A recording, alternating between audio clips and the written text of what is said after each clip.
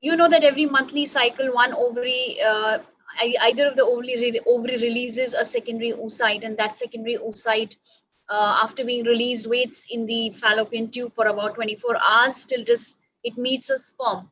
All right.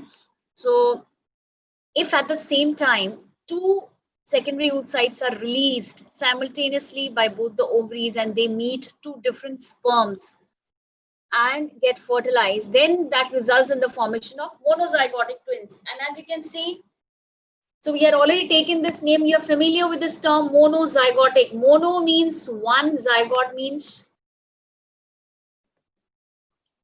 just a second. So we will start with dizygotic twins. So what I was telling is when the two secondary oocytes are released and they are fertilized by two different sperms, this results in the formation of dizygotic twins. Di means two, and zygote means two different zygotes are formed. So dizygotic twins are also called fraternal twins, and they are produced from the independent release of two secondary oocytes and subsequent fertilization of each by different sperms. Okay. So if they are fertilized by two different sperms, their sexes could be different. All right. So they may or may not be of the same sex. They are the same age and in the uterus at the same time, but genetically they are dissimilar because it all depends upon what kind of sperm is fertilizing them. So for example, this is one secondary oocyte, this is another secondary oocyte. So this secondary oocyte will always have X chromosome because it is released from the female. This male could have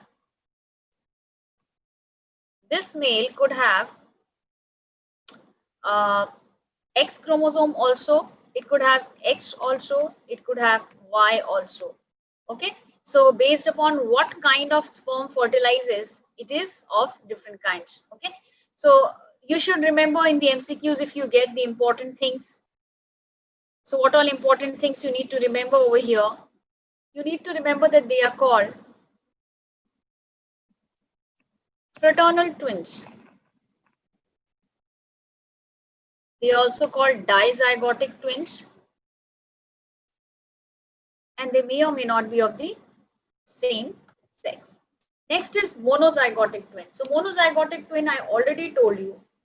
Monozygotic twin, I already told you that they develop from a single fertilized ovum. They develop from a single fertilized ovum.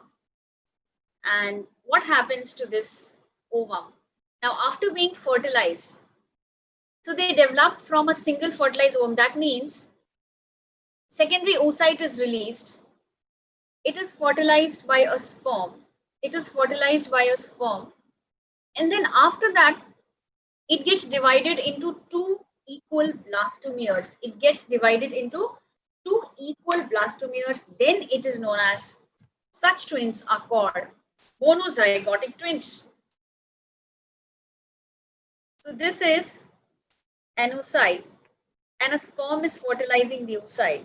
So this sperm will have a fixed chromosome. That means either X, either Y. Now it is not going to change. This results in the formation of a zygote. Then what happens? The zygote divides into two blastomeres, and these blastomeres separate. So they will have the same sex or the different sex. They will always have the same sex. Now let us just highlight the important points.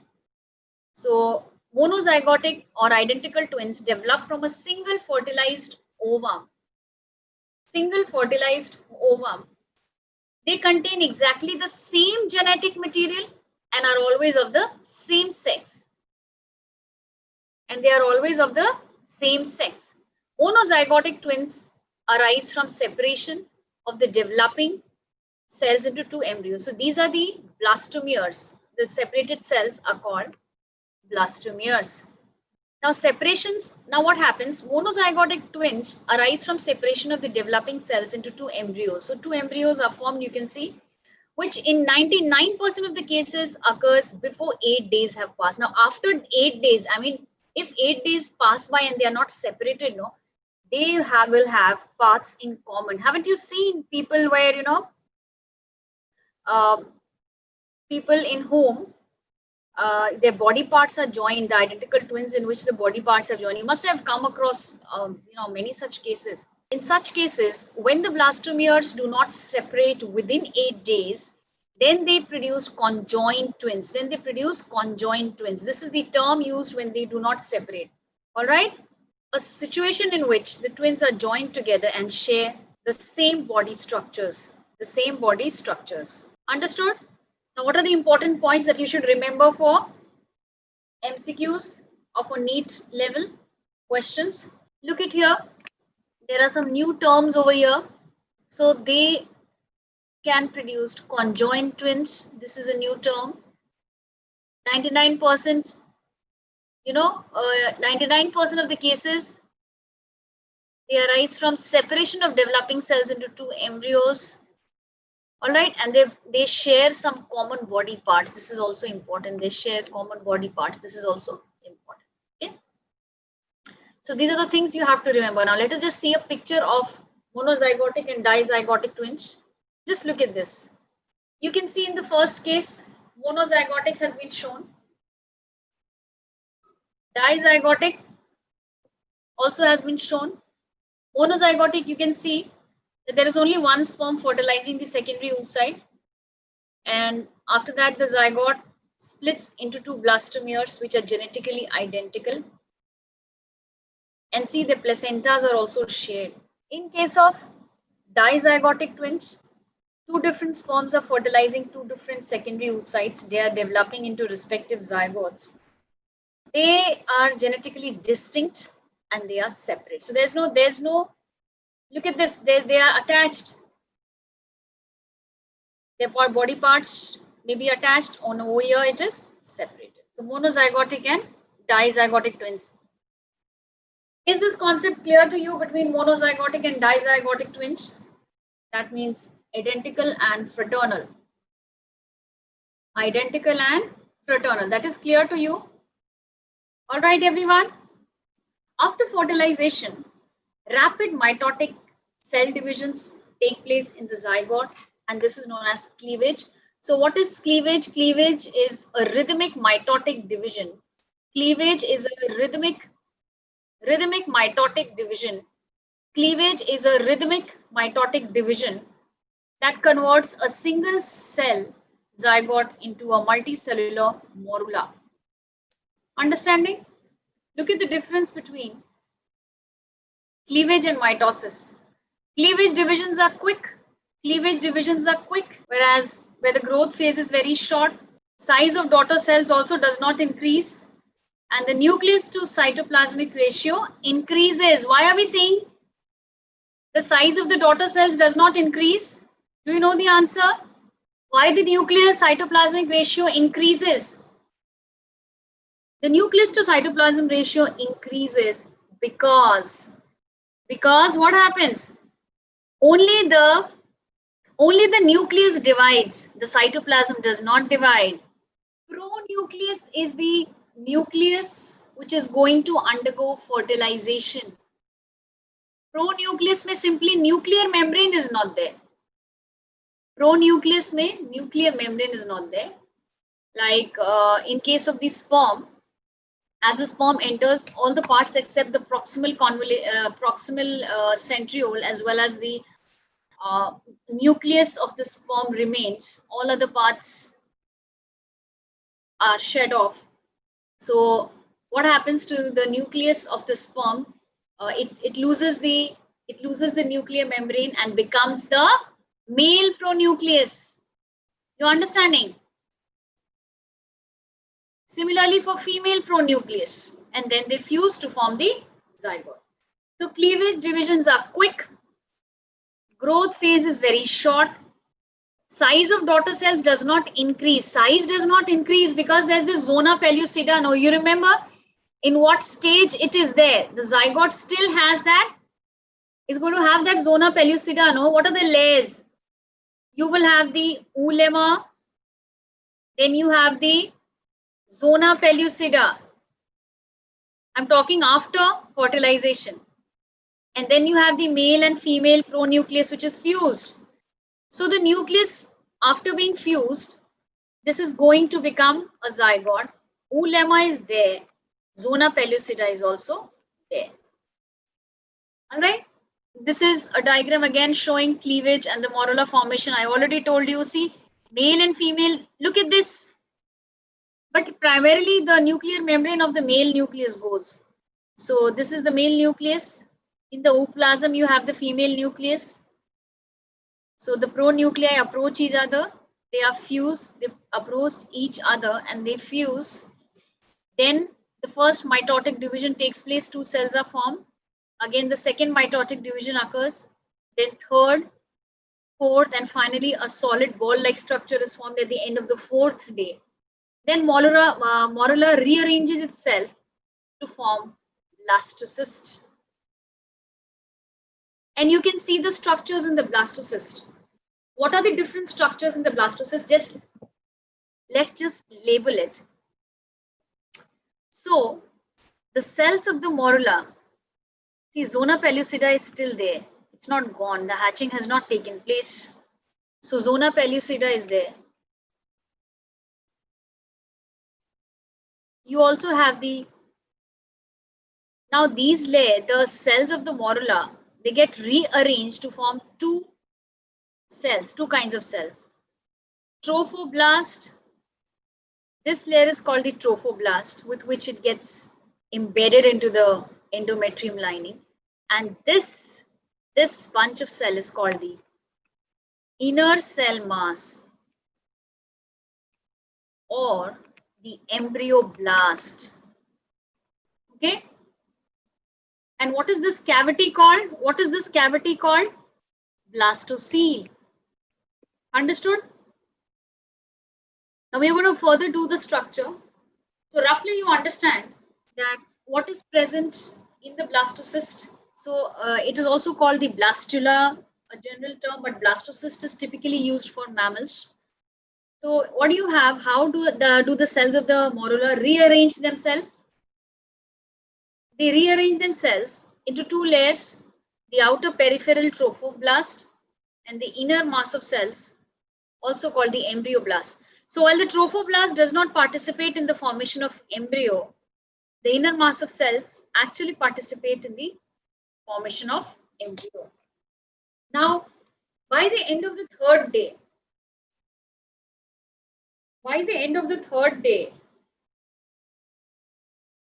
the zygote now develops, undergoes rapid mitotic division and forms 16 cells.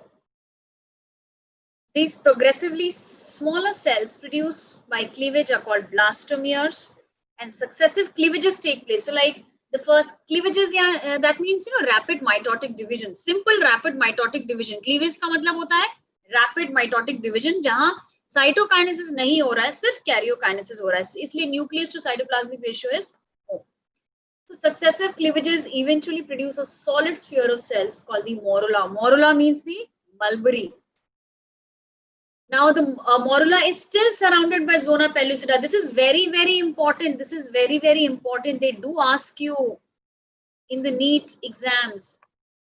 It is still surrounded by zona pellucida. This is very, very important. And these cells, blastomeres. Okay? And this is a 16 cell stage.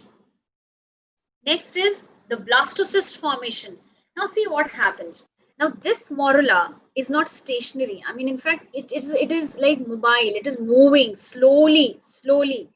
The cilia in the fallopian tube, they beat. The cilia in the fallopian tube, they beat.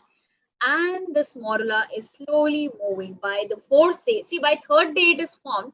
By 4th day, it becomes even compact, solid mass. And it moves into the lumen of the uterus. When the morula enters the uterus, it simply floats in the uterus for some time. During that time, it absorbs all the nutrients that are secreted into the uterine cavity. That is called, uterine milk. So the zona pellucida that helps in absorption of those nutritive substances, which are called in general terms uterine milk. So what happens is that the morula at the end of the 4th day, by the time it reaches the uterine cavity, in the uterine cavity, now it's very fragile, it just floats in that cavity. And During that time, it slowly, the zona pellucida absorbs nutritive substances, and the uterus at that time is in the secretory phase. It is in the secretory phase. Remember, we had done different phases of the uterus, where I had told you the menstrual phase, the follicular phase, the menstrual phase, the follicular phase, and the secretory phase. So menstrual phase was there, then proliferative phase was there. Sorry, proliferative phase was there, and then there was the secretory phase, 14 to 28 days. So that is roughly in that stage only. So at that time, the endometrium is fully developed, and it has got those endometrium glands that keep secreting substances into the lumen. And see, it's written over here that morula floats in the uterine lumen for a few days. It floats, it does not directly get implanted. So it floats in the uterine lumen for a few days and undergoes a phase of compaction. It becomes compact and compact. Solid ball jaisa ho jata hai. It tries to become firm. And when it enters the uterine cavity, a glycogen-rich secretion from the glands of the endometrium. I told you, where are the glands of the endometrium? I told you, there are these basal cells, and then there are these stratum basalis is there. All right. So, and then you have another layer. So endometrium secretion from the endometrium glands, they enter the morula through the zona pellucida. Remember, zona pellucida is still there unless hatching has taken place. This fluid called uterine milk, along with the nutrients stored in the cytoplasm, provides nourishment to the developing morula. So morula is simply taking nourishment in this case. It is simply taking nourishment. So what points you need to remember over here?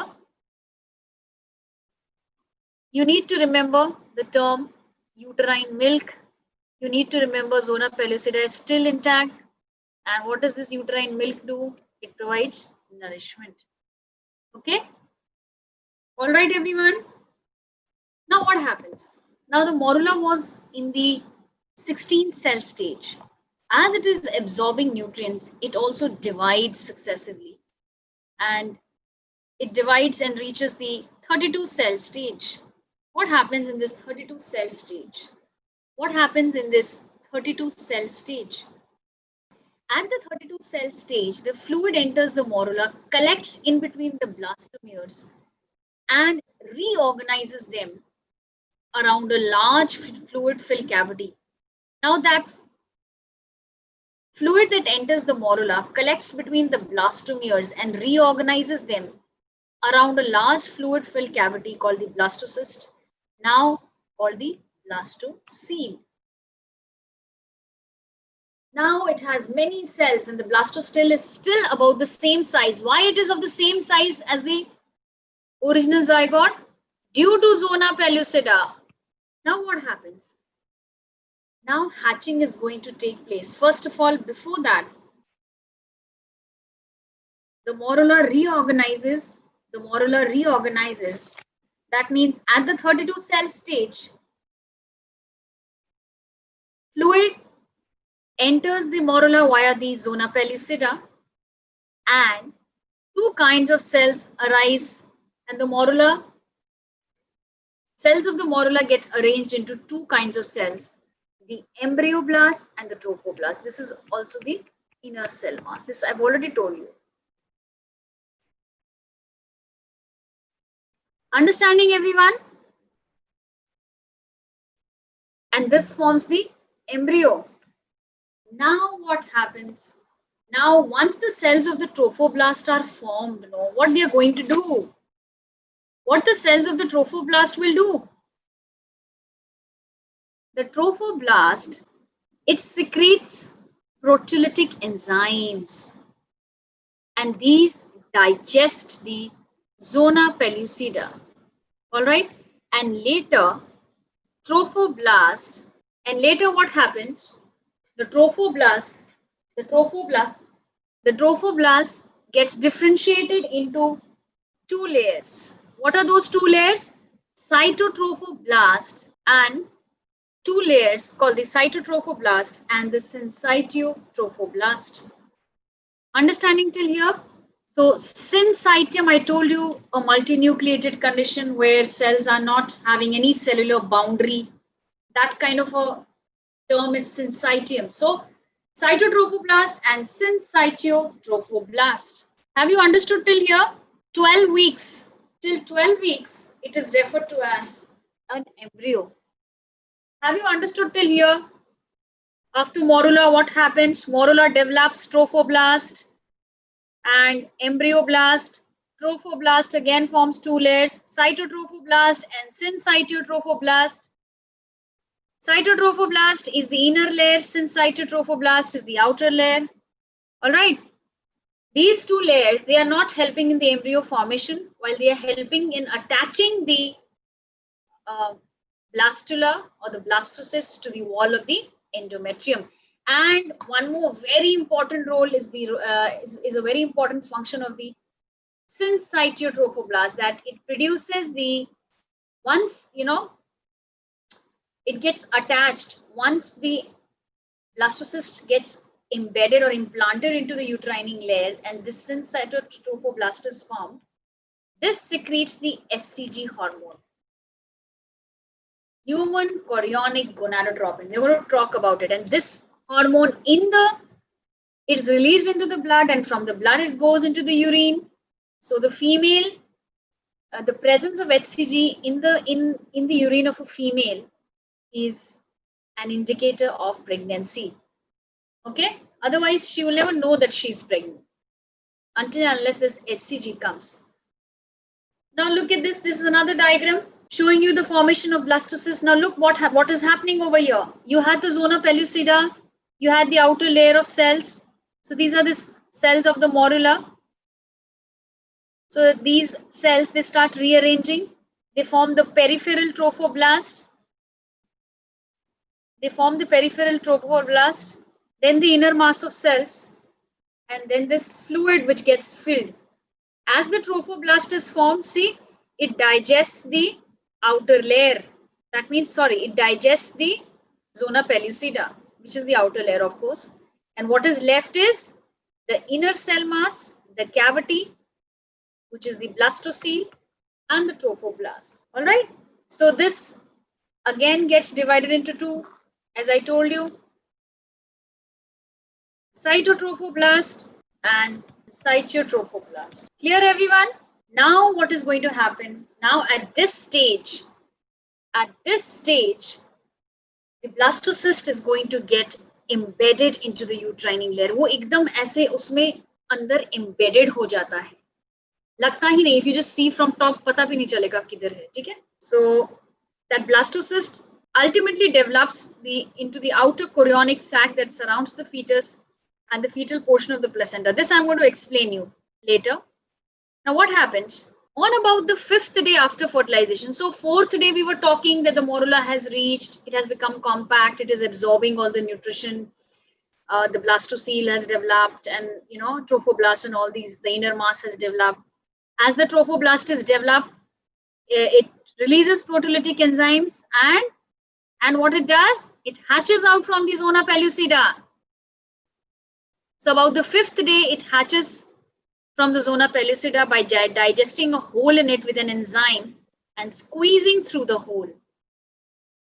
The shedding of the zona pellucida is necessary for implantation. I think we've already spoken about this, right? Finally, when does implantation take place? Now see, the blastocysts remain free within the uterine cavity for 2 days. So like 4th day, morula reaches the uterine cavity, it is absorbing nutrition. 5th and the 6th day, it starts developing, or the cells start getting rearranged. By the 7th day, when the endometrium is again in the secretory phase, I told you, blastocyst gets, on the 6th or the 7th day, blastocyst loosely attaches to the endometrium by a process called implantation. So what is endometrium? What is implantation? If I tell you what is implantation? Implantation is attachment or embedding of the developing blastocyst. Implantation is the attachment. It is the attachment or embedding of the developing blastocyst into the wall of the uterus or endometrium lining. When does this implantation take place? Roughly 7 to 9 days. Just taking a rough value, 7 to 9 days, or you can also see 6 to 7. So upper limit is 7 to 9 days after fertilization. So if in a question you are supposed to count or and tell the day of the implantation, and if you've been given that it is a 28-day cycle. So for example, in that 28-day cycle, so it starts from 1st to 3rd, the menstrual bleeding takes place, and then you have the 14th day when ovulation takes place. So you will count from the 14th day. So ovulation takes place on the 14th day. 15th day, suppose fertilization has taken place, 24 hours, I'm just assuming. And this is a 28-day cycle, suppose that's been given. So we have to calculate on what day does the implantation take place. So from here, from the 15th day after fertilization, I told you after fertilization, you have to count 7 to 9 days. So roughly you're going to count, suppose 10 days. So this is the 25th day. This is the day when implantation occurs. So 9th, 10th day, roughly you can take in, you can see what options are given in the question. And this is the time now.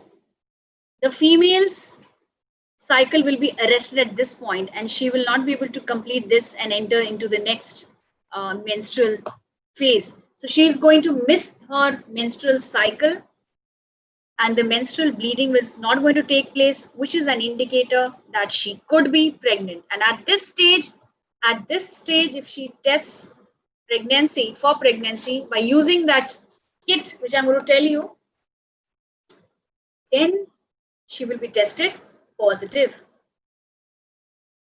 Then she will be tested positive. Understood? Till 12 weeks. See, after zygote is formed, no? Zygote se leke yahan tak it's embryo only. 12 weeks tak it is called embryo. Now look at this carefully. This is, what is this? This is the blastocyst showing the trophoblast. Trophoblast has been differentiated into the syncytotrophoblast, cytotrophoblast outer, inner, this is inner, and this is outer. And by the help of this syncytotrophoblast, the trophoblast gets embedded into the uterine lining. This is the uterine lining. These are the endometrial glands, remember? Now look at this. This is the inner cell mass. This gets differentiated into tall cells called the epiblast and smaller cells called the hypoblast. Okay? After implantation, the endometrium lining is known as decidua. You do not get such questions, but still you should just. So the decidua separates from the, so what happens? Decidua is roughly a layer which gets formed. So like, if you look at this diagram, so there is this different kinds of deciduas. Now the endometrium lining is called the decidua. So now it forms a disc kind of a structure and is called decidua. We are talking about the endometrium lining. The endometrium lining is called, you have different types of deciduas. You have decidua basalis, which is on the inner side, the outer covering of the endometrium, that is decidua capsularis, and all the other parts which are left are called decidua parietalis. So the decidua will separate from the endometrium after the fetus is delivered. Different regions of the decidua are named because of their positions relative to the site. I told you, it is decidua basalis at the base inside.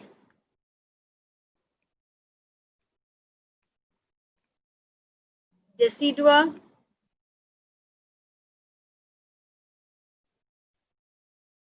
capsularis on the outer side, that is a covering. We are all talking about the endometrium now, and another, whatever is left, whatever part of endometrium. So the embryo is deep into the endometrium, and endometrium's various parts are called, given those names. So decidua, parietalis. Now this is again the same thing. What you have to remember over here, chorion, I'm going to tell you. During implantation, the syncytial trophoblast secretes enzymes that enables the blastocyst to penetrate the uterine lining. And this also produces HCG. HCG is the human chorionic gonadotropin. HCG sends message to the corpus luteum that it should be maintained at least for 3 months and continue producing progesterone so that the uterine muscles do not contract. Otherwise, what is going to happen? The blastocyst is going to be expelled out of the uterus. Progesterone should be increased. So this is very selfish. For its own protection, it gets embedded into the or undergoes implantation, and then what it does,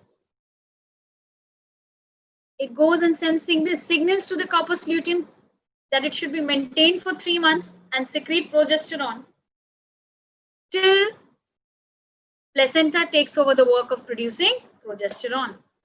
All right. This slide is clear to you. This is another one where, embryoblast, now it undergoes, divides to form or differentiates to form 2 layers. The hypoblast, which is called the primitive endoderm, hypoblast or the primitive endoderm. And this is epiblast or the primitive ectoderm. So these are the germinal layers which we are talking about. So let me just give you a clear picture. What has happened? अभी तक क्या हमने देखा है? So देखो, morula बना, blastula बना, blastula और ब्लास्टोसिस्ट जब बना, उसमें बाहर ट्रोफोब्लास्ट था and inner cell mass tha. Trophoblast produced proteolytic enzymes and digested the zona pellucida. So now it has no longer the zona pellucida. After implantation takes place, implantation tak wo rehta hai. Otherwise, idhar udhar attach ho jayega because the blastocyst is very sticky. Trophoblast is very sticky. So kaun se layers hote? You have in the blastocyst, I mean after hatching has taken place, you have the trophoblast cells, single layered. तो ये differentiate हो जाता है into cytotrophoblast. And suppose this is cytotrophoblast, inner one, outer one, which is multinucleated, is syncytiotrophoblast, and inside you have the elongated ones are epiblast and the smaller ones are hypoblast. So which is epiblast, which is hypoblast? Let us label. This is epiblast, this is hypoblast. And what is this? And what is this? This is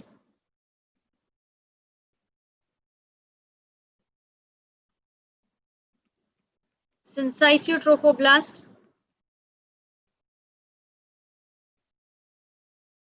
And this is cytotrophoblast.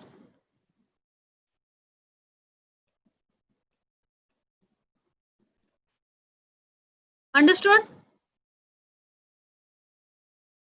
समझ में आया? देखो, I was telling you about human chorionic gonadotropin. इसके बारे में देखो, description लिखा हुआ है. Look at the slide.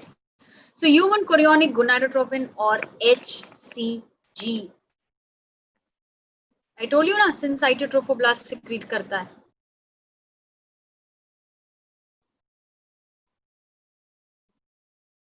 Protective layer it is. So human chorionic gonadotropin rescues the corpus luteum from degeneration and sustains its secretion of progesterone and estrogen. I told you it maintains sends signal to the corpus luteum that you have to be maintained for 3 months.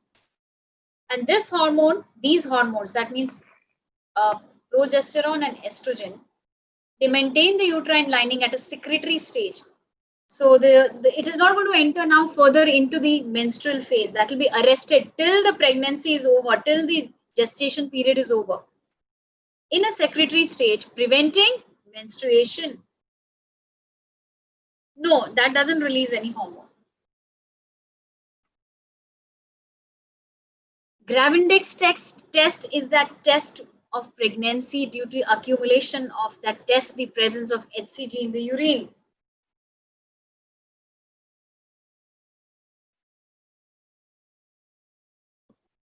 So when there is peak secretion of HCG about 9th week of pregnancy, at that time the placenta is fully developed, 9 weeks, and produces progesterone and estrogen that continue to sustain pregnancy. The presence of HCG in the maternal blood, and from the blood it goes into the urine, is an indicator of pregnancy and is detected by home pregnancy test called the Gravindex. So it's simple, it has this rectangular whitish kind of a slab with wells, and the urine has to be deposited into the wells and you get bands. So when you get, all instructions are written. When you get those perfect bands, visible bands, that means the pregnancy is positive. So all instructions are written over there. Understood? So this is the Gravindex test. So what at your level, what you have to remember? At your level, what you have to remember?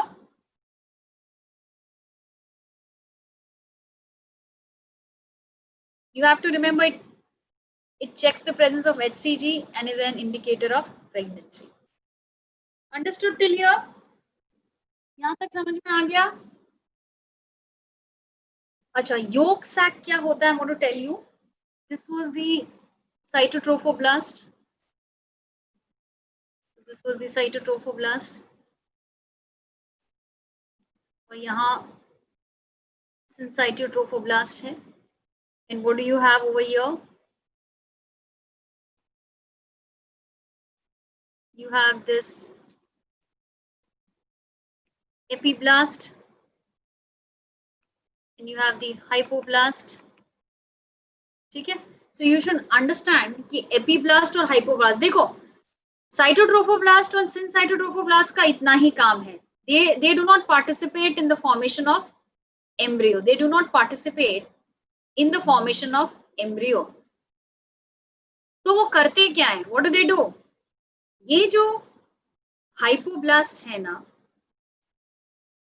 this later develops into that yolk sac. हालांकि human beings में yolk sac, yolk का उतना prominent नहीं है, but yes, I told you there are certain structures that arise from the yolk sac, जैसे germinal epithelium. Germinal epithelium को germinal epithelium नहीं बोलना चाहिए, उसको क्या epithelium, surface epithelium बोलना चाहिए, because yolk sac से बनता है उसका part.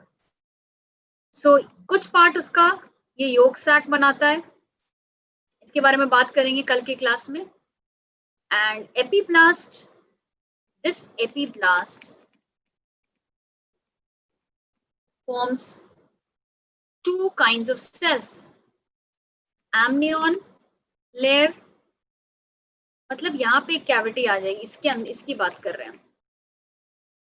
You're talking about the epiblast. Amnion बनाएगा,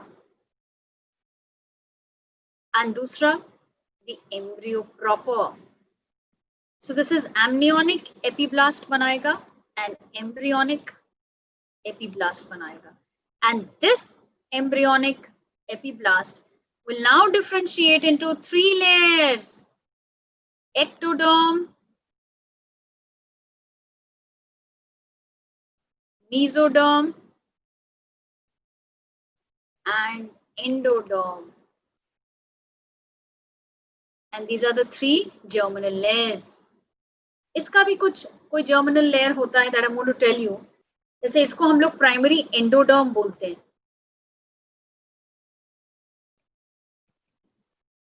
तो यहाँ जो एंडोडर्म होगा ऑब्वियसली सेकेंडरी एंडोडर्म होगा. I'll tell you how to differentiate between them. ये थोड़ा सा complicated लगता है, And this process is called gastrulation, the development of 3 germinal layers from the epiblast is known as gastrulation. Gastrulation में कुछ चीजों की कब बातों को ध्यान में रखना पड़ेगा. So the cells of hypoblast and epiblast together form, ये hypoblast और epiblast ना ये एक साथ एक embryonic disc बना लेते हैं. उसको बोलते हैं bilaminar embryonic disc. और इसी embryonic disc में एक cavity आती है which is amniotic cavity. और ये वाला पोर्शन नीचे का yolk sac बनाता है.